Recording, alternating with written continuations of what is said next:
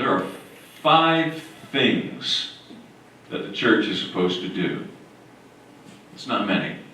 Just 5 things the church is supposed to do. And if we do those 5 things, then we can be confident that we're doing what God calls us to do as a church. 5 things.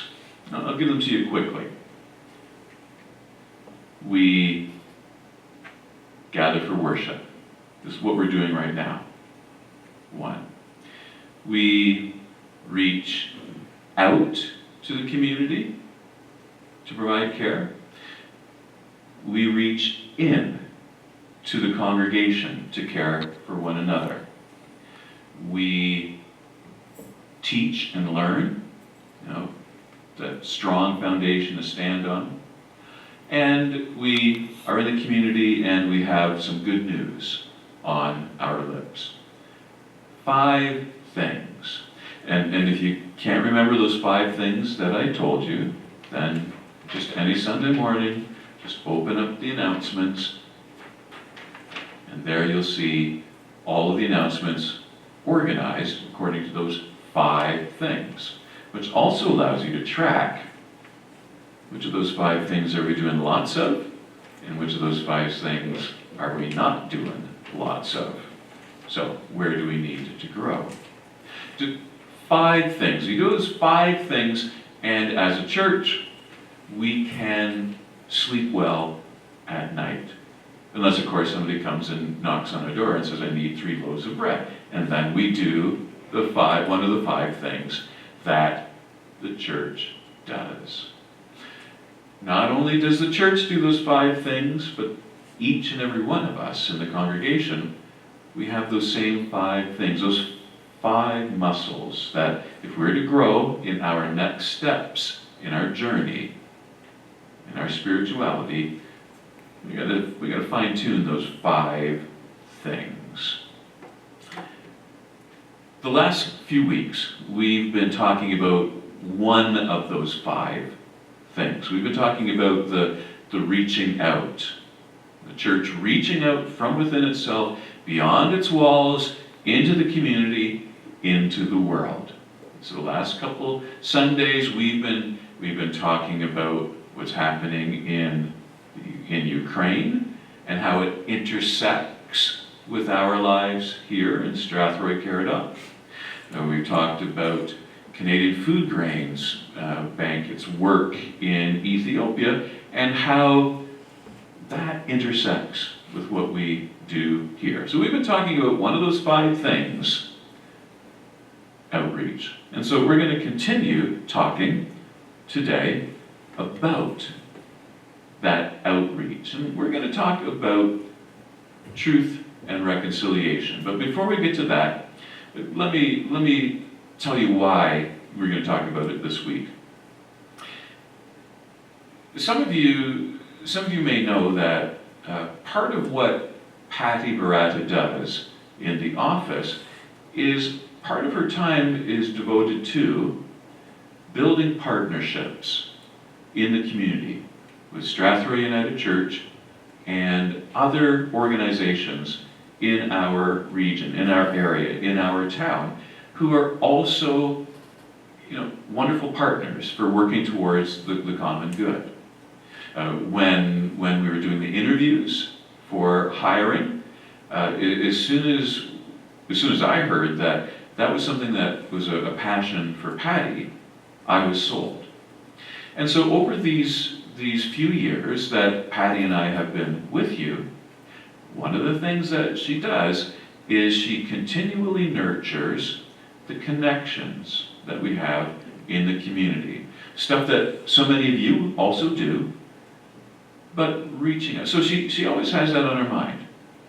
So one day, Patty, she said to me, it was probably way over a year ago, she told me that she was listening to a CBC documentary, and it was focused on the Truth and Reconciliation Commission.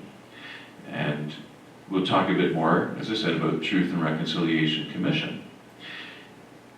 And when she finished listening to the interview, she had this question, this curiosity. And it was a curiosity for us as a congregation. It was, well, what are we doing around response to the calls to action that came from the Truth and Reconciliation Commission? What are we doing so that we can form relationships with Indigenous peoples, First Nations, at least, in the very least, in our community? And as we sat in our weekly Thursday morning staff meeting, Patty sitting in the main office, the door between that and my office open, both of us talking through the doorway during the pandemic. I said to her, well, what do you think? What should we do? And we talked about again exploring those partnerships. So I encouraged Patty to just follow her curiosity, and that curiosity led Patty to first reaching out to the United Church that is on First Nations, building a relationship there. And from that conversation, she was told about a particular person, a guy named Anthony Ireland, nicknamed Bub'z. As he explains to us, it used to be Bub'zy, and then it got shortened to Bub'z with a Z, and then it's been shortened to Bub'z.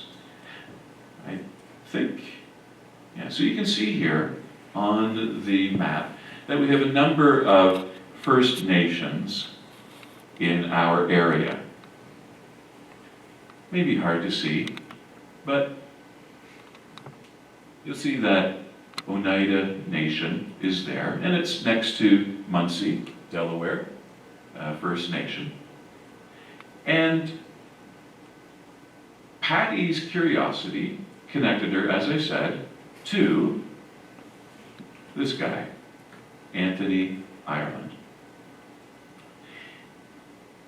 They talked about what are some things that Anthony's up to, and Anthony explained that he runs a drop-in and soup kitchen. So that's why I explained to you the nickname, because there it's called Bub'z Drop-In and Soup Kitchen. It could be Bub'zy's, depends how you read it. They work there, volunteers to provide meals. There's a place where you can pick up used clothing. I think most importantly, it's just a drop-in center, a place where people who live in the First Nations can just gather together and be supportive with one another. So Patty came back to me and she said, I'm talking to this guy, Bub'zy, and explained to me what Bub'zy means. I think that there's an opportunity there for us as a congregation to live into those calls to action coming from the Truth and Reconciliation Commission. And so, a week or so ago, we planned a road trip.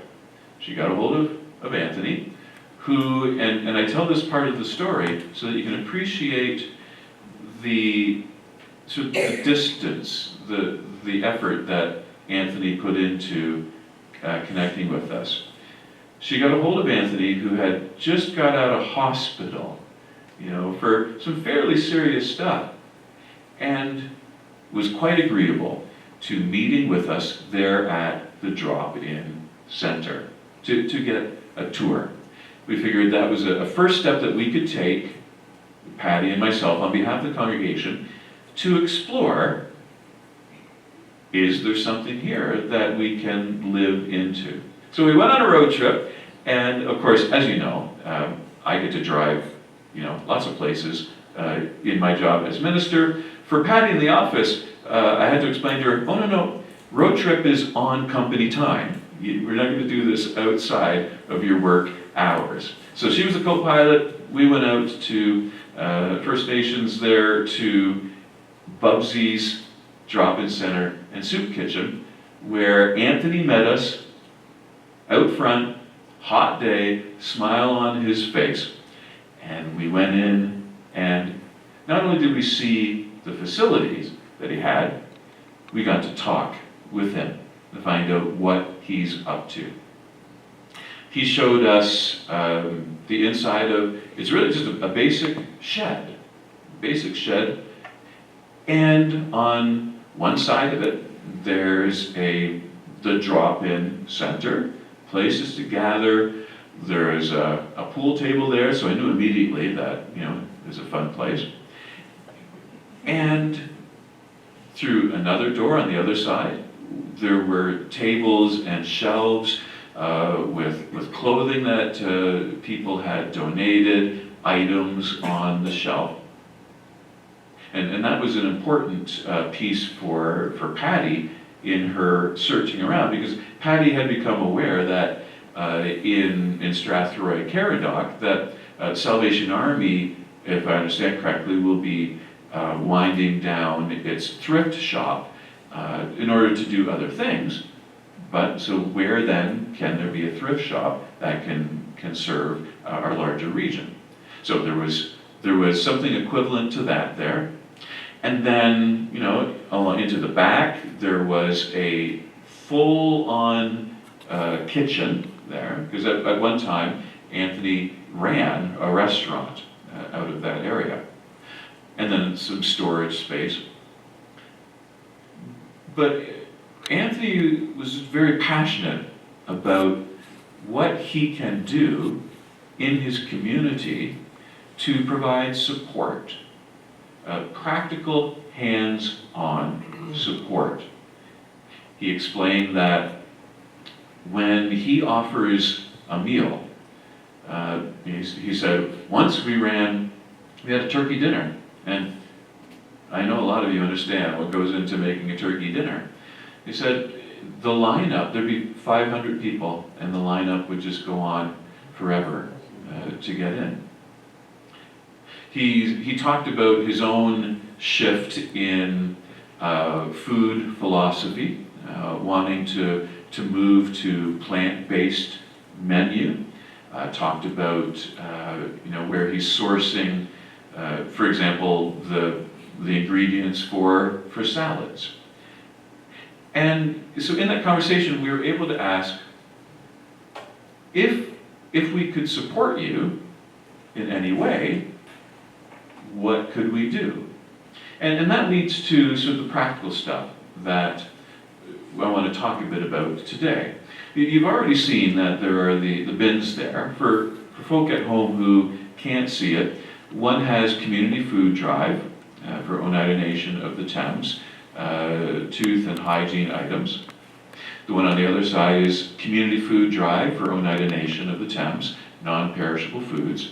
And then the bin in the middle says Community Food Drive for Oneida Nation of the Thames, clothing and diapers. But more than that, the question for us was, how might we help out with the food service and ministry that Anthony is doing? So this is what, confession, here's what we got you all into.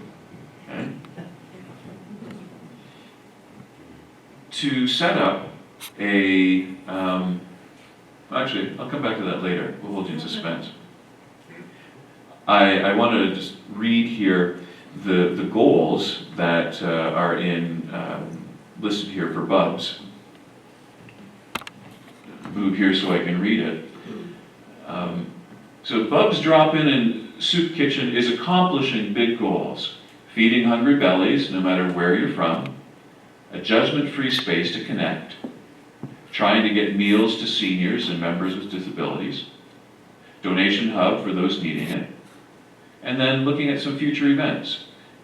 movies, roast dinners, and then classes on beading, archery, cooking, and crafts.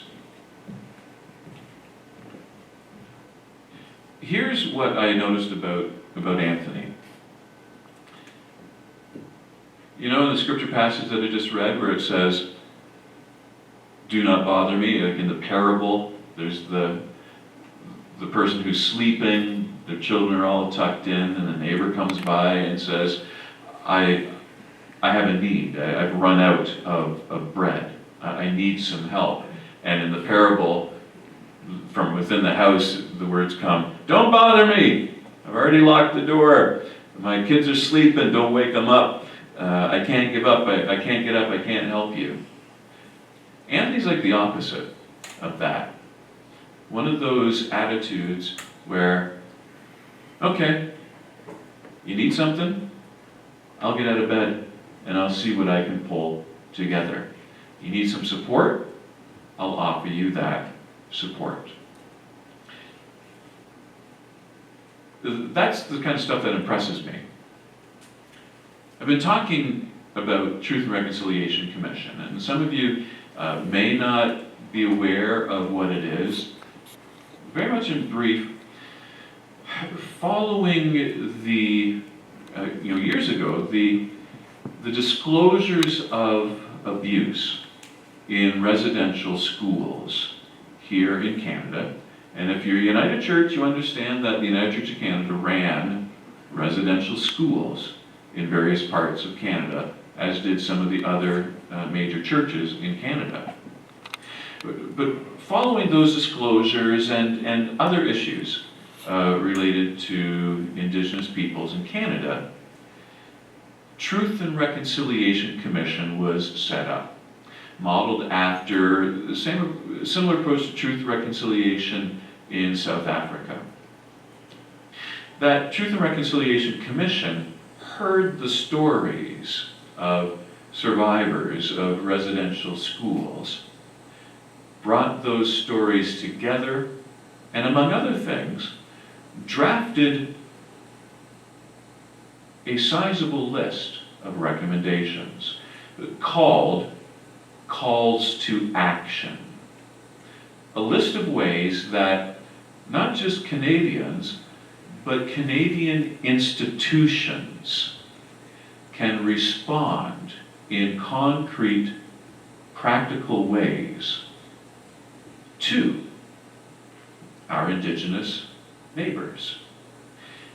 There is a section within Calls to Action that is specifically for Canadian churches. Let me say that differently.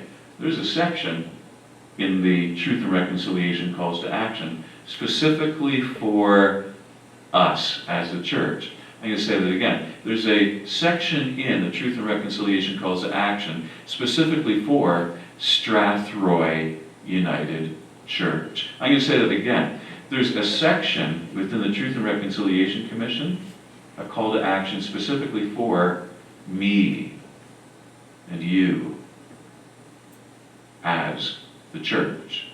And among other things, it reads this. And it's number 61 of a much longer list for all Canadians. We call upon church parties to the settlement agreement in collaboration with survivors and representatives of Aboriginal organizations to establish permanent funding to Aboriginal people for 1. Community-controlled healing and reconciliation projects. Community-controlled culture and language revitalization projects. Community-controlled education and relationship building projects. Regional dialogues for Indigenous spiritual leaders and youth to discuss Indigenous spirituality, self-determination, and reconciliation. I want you to notice how those first ones emphasized community-controlled, community-controlled, community-controlled. Why keep repeating community-controlled? Because this is what got us into, I don't even want to diminish it by saying this mess, that had us as the church causing such harm in the first place. The idea that we could cook up a solution and deliver it, as opposed to waiting and listening for what our indigenous neighbors need to be in partnership with us. Thus the road trip to Bub'z Soup Kitchen and Drop-In, to listen, to learn, and to find out what are you up to that you've designed, that you know from living here will be positive and constructive. And with that information, then we can ask, if we did this, would that help you? So what we've done is we have, you'll see there the Rico's truck.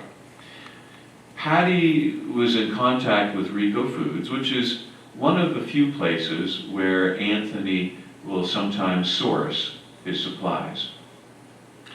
And we've set up a credit account so that Strathroy United Church can give money into that credit account so that Anthony can decide from time to time when we've put enough money in there, so that Anthony can decide what it is that he needs for whatever food program or menu that he has developed. So this is where we get back to, yep, here's what we got you into. Under the umbrella of how do we take a first initial step to do something, a first initial step to form a relationship of doing that can lead to a relationship of knowing. Like, throwing money into a credit account is by far not the spirit of Truth and Reconciliation calls to action, but rather a relationship and knowing one another, living in harmony, living reconciled in harmony. That's what the Truth and Reconciliation Commission calls to action are about. And so a first concrete step that we're taking in this congregation from our community life team is this credit account. And we will seed that account with monies to begin from our compassionate fund. And from time to time, just as we've had fundraisers, for the hospital, or for 37 Frank, or for the Women's Rural Resource Center, or for Salvation Army, we'll have a similar fundraiser for that Bub'z Soup Kitchen for the credit account at Rico's. Don't start singing yet. This next slide has a picture that's meant to wrap this up. You all remember Twister. And walking alongside others, we can romanticize it as maybe there's a beautiful long path and I'll walk hand in hand with you. But the truth is that walking alongside people, and in this case, walking alongside our indigenous neighbors, really is more like playing Twister. It's about what's the call that comes out, and how do we negotiate the complexity of, well, if I go there and you go there, what are the implications for one another? Will you knock me over? Will I knock you over? How do we move in harmony to the complexities of calls? So as we sing our closing hymn together, I invite you to, first off, be honest with yourself. Be honest with yourself about, how do I feel about my relationship with First Nations people? What are the experiences that I've had? What have I learned? And how do I feel about being in a relationship where it's going to be more than simply a giving, more than just opening my wallet, but it's going to be about spending some learning time where maybe I need to grow. So we sing a closing hymn, just allow the Spirit to move among us and convict us in that direction. Amen.